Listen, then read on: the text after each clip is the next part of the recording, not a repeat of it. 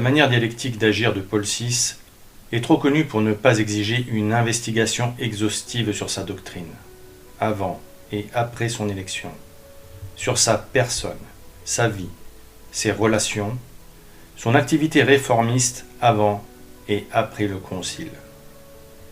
Si nous cherchons à devancer le jugement de l'histoire, c'est parce que nous nous trouvons en une crise dont l'urgente et impérieuse solution implique et exige de décrypter l'énigme inquiétante du pape Montini pour sauver notre foi catholique.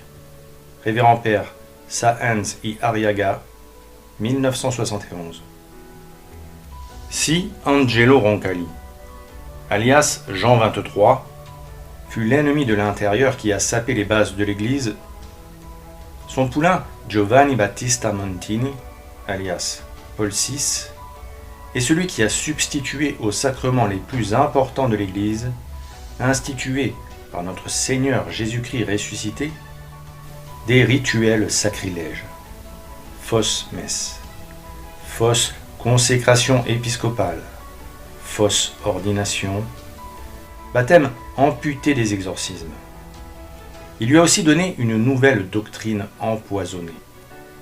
Et sous les feux de la Pentecôte luciférienne du pseudo-concile Vatican II, a œuvré à couvrir de ténèbres les esprits catholiques pour les détourner de leur fin dernière, en les poussant à préférer tout ce qui vient du monde plutôt que le Christ, qui a déclaré « Je suis la voie, la vérité et la vie, personne ne vient au Père que par moi ». Accepter sa fausse messe, adhérer aux thèses de son conciliabule, aux actes qui en ont découlé, consolide la légitimité de façade de la secte qui éclipse l'Église catholique depuis plus de 60 ans et vient, en premier lieu, de ce que l'immense majorité des baptisés croient encore que Giovanni Battista Montini, alias Paul VI, fut un authentique vicaire du Christ, ce qui ne peut être.